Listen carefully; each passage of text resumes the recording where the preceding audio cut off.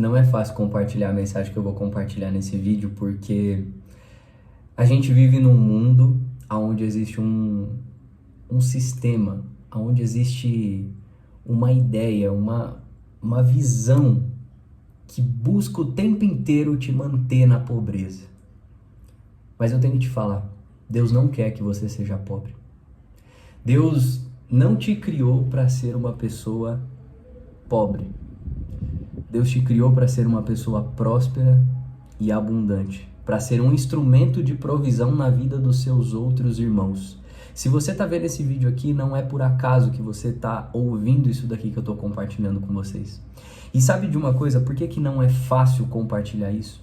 Porque hoje em dia, tem muita gente que usa da palavra de Deus para falar de dinheiro, para falar de abundância financeira, e essas pessoas usam da fé dos outros para poder vender coisas e para poder fazer coisas erradas. Por isso que não é fácil falar sobre isso. Mas, cara, eu só quero que você reflita sobre algo, para que você entenda a pureza do que eu estou querendo compartilhar aqui com você. Imagina o seguinte, você tem um filho ou uma filha e você tem uma condição financeira muito boa, você é rico. Vou dar um exemplo, eu tenho a minha filha Antonella, que está dormindo no momento que eu estou gravando esse vídeo. Cara, hoje eu tenho a condição de comprar os melhores alimentos para ela, hoje eu tenho a condição de comprar a melhor fralda, o melhor leite, hoje eu tenho a condição de dar uma roupa boa para minha filha. E eu, tendo a condição de proporcionar isso para minha filha, na minha mente não passa nem a ideia de que eu poderia comprar o pior leite para ela, o pior alimento, a pior roupa, ou seja, a pior fralda que vai assar ela e que vai fazer mal para ela. Se eu, que sou humano, consigo imaginar que eu tendo uma condição boa, eu quero dar uma condição boa para minha filha, imagina Deus, que é o nosso Pai, que é o dono do ouro e da prata. Será que Deus não deseja derramar na sua vida bênçãos? Será que Deus não deseja te dar coisas boas? Só que aí entra um detalhe. Você precisa entender que não é sobre o que Deus faz, é sobre quem Ele é. Não é sobre você estar com Deus porque você ama a bênção. Você tem que amar o abençoador, você tem que amar e desejar relacionamento, desejar estar profundamente conectado a Ele, aquele que é o nosso Pai.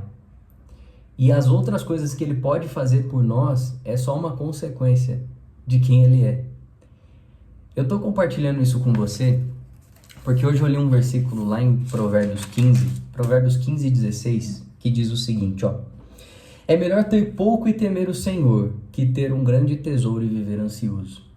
Tem muita gente que lê isso daqui, que já leu esse versículo, e a pessoa usa a própria Bíblia para justificar a pobreza dela. E quando eu estou falando de pobreza aqui, eu não estou fazendo um julgamento, eu estou falando sobre o ato de ser improdutivo. Pobreza, na raiz da palavra, significa improdutividade. Entende?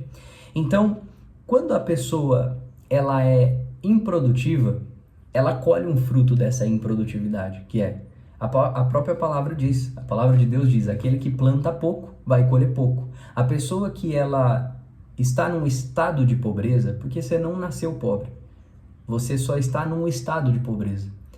Você só está nesse estado porque você produz pouco, porque a partir do momento que você começar a produzir mais, a sua mentalidade muda, você cresce, você prospera, você expande e colhe mais frutos desse plantio. Cara, é mundo real, é plantio e colheita. Mas eu quero que você entenda a sinceridade do que eu vou compartilhar com você aqui, ó. O versículo de Provérbios 15, 16 diz assim, é melhor ter pouco e temer o Senhor que ter um grande tesouro e viver ansioso. Tem gente que vai ler isso daqui e as pessoas justificam a pobreza delas e elas falam assim, cara, não vale a pena querer ter mais. Não vale a pena querer crescer, prosperar, sabe por quê? Porque a Bíblia fala para não querer ter isso. Olha aqui, ó. É melhor ter pouco e temer o Senhor que ter um grande tesouro e viver ansioso. Tem gente que não consegue entender o que está escrito na palavra por falta de interpretação. A Bíblia não está falando que nós devemos ter pouco. A Bíblia está falando que tenha pouco ou tenha muito, nós devemos temer ao Senhor. O Senhor deve vir em primeiro lugar no nosso coração. A Bíblia, ela nunca pediu para a gente ser pobre. Muito pelo contrário, Jesus sempre nos pediu para não ter amor ao dinheiro. Tenha pouco ou tenha muito, que seu coração esteja no Senhor. Você está entendendo? Você tenha muito dinheiro na conta ou pouco dinheiro na conta, que você não se sinta muito melhor porque você tem uma quantidade de dinheiro grande na conta, ou que você se sinta pior porque você tem pouco dinheiro na conta.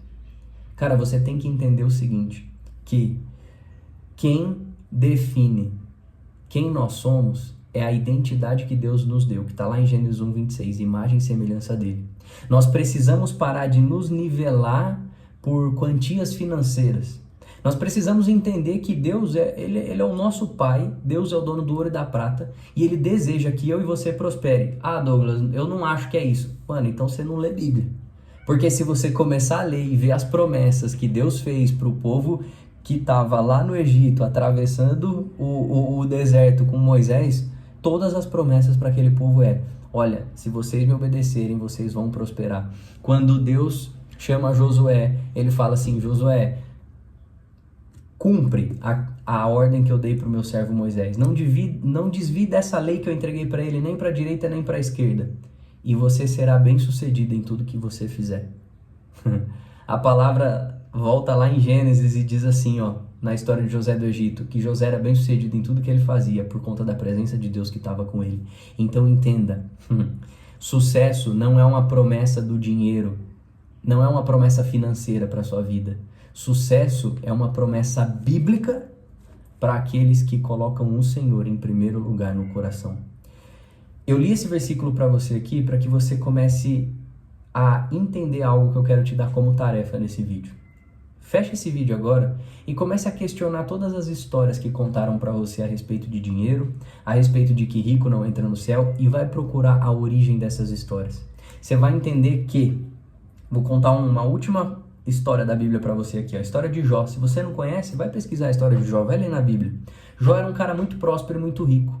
E um dia o diabo vai até Deus e fala assim, olha lá, eu estava andando na terra e tal, e aí Deus fala assim, você viu meu servo Jó? Ele é bem fiel a mim, né? Aí o diabo falou assim, é claro que ele é fiel a você, você dá tudo para ele, você deu riqueza, você deu prosperidade, você deu todos os filhos para ele, ele tem um monte de coisa, é por isso que ele é fiel a você. Aí fica fácil. Aí Deus olha e fala assim, faz o seguinte então, pode fazer o que você quiser com ele, você vai ver que ele vai continuar sendo fiel a mim. E aí Deus autoriza o diabo ir lá e tirar tudo que Jó tem. Só que no final da história de Jó tem uma conversão genuína, ele expõe o coração, ele tem uma conversão genuína e ele fala assim para Deus, antes eu conhecia o Senhor de ouvir, agora eu com os meus olhos te vejo. Antes ele conhecia Deus só de ouvir falar, agora ele, com os olhos dele ele estava vendo o próprio Deus. E aí naquele momento ele se converte de fato genuinamente a Deus, ele confia em Deus, ele acredita que ele fala assim, meu Deus é quem me guarda, Deus é quem me protege, Deus é quem realmente aqui cuida de tudo que eu tenho. E aí Deus restitui em dobro tudo aquilo que o diabo tirou. Se você parar para pensar, você fala assim, peraí, mano, se o dinheiro fosse, o dinheiro, a prosperidade, a riqueza, todas essas coisas que o mundo fala que é do diabo, se todas essas coisas fossem do diabo, Deus nunca teria dado riqueza para Jó, Deus nunca teria dado a riqueza para Salomão, Deus nunca teria prometido prosperidade para aquele povo que obedeceria a ele quando entrasse em Canaã. Você entende que a prosperidade, a riqueza, dinheiro, eles não são algo amaldiçoado por Deus.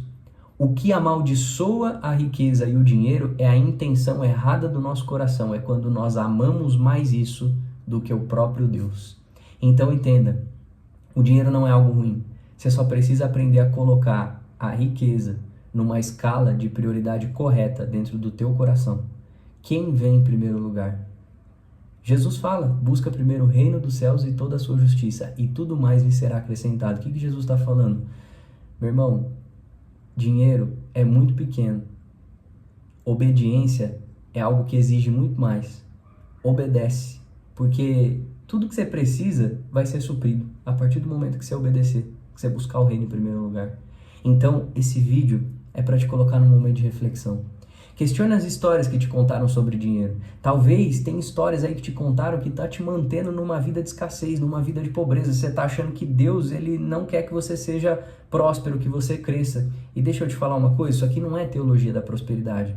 Isso aqui é promessa bíblica para quem serve a Deus, que é: você vai crescer, você vai prosperar e você vai comer o melhor dessa terra. Tá escrito, tá aqui na palavra. Não significa que você vai viver uma vida sem problemas, sem aflição. Jesus disse isso. Jesus disse, cara, você vai ter aflições nessa vida, mas ele não falou que nós teríamos uma vida de aflição. Nós vamos ter problemas, aflições, vamos passar por que todo mundo passa. Mas entenda uma coisa, Deus é Pai, Ele cuida dos seus filhos. Então, ame ao Senhor em primeiro lugar, coloque Ele em primeiro lugar em tudo. E entenda que tudo aquilo que você acha que você precisa, a cereja do bolo para quem ficou no final, tá? Tudo aquilo que você acha que você precisa, está falando assim para Deus, ah, mas eu preciso disso para cumprir o meu propósito, ah, mas eu preciso daquilo, eu preciso daquilo outro. Deus pede para te dizer o seguinte, tudo aquilo que você acha que você precisa para começar, Ele está falando assim, não é isso que vai fazer você começar, é quando você começar que você vai receber tudo isso que te falta. Você entende? Eu não preciso ter para cumprir, eu preciso cumprir para receber. Sacou? É isso, tamo junto, essa é a mensagem que eu queria deixar para você. Me segue no Instagram, tá aqui na tela. E, mano, só vai refletir no que eu te falei aqui. Fechou? Tamo junto.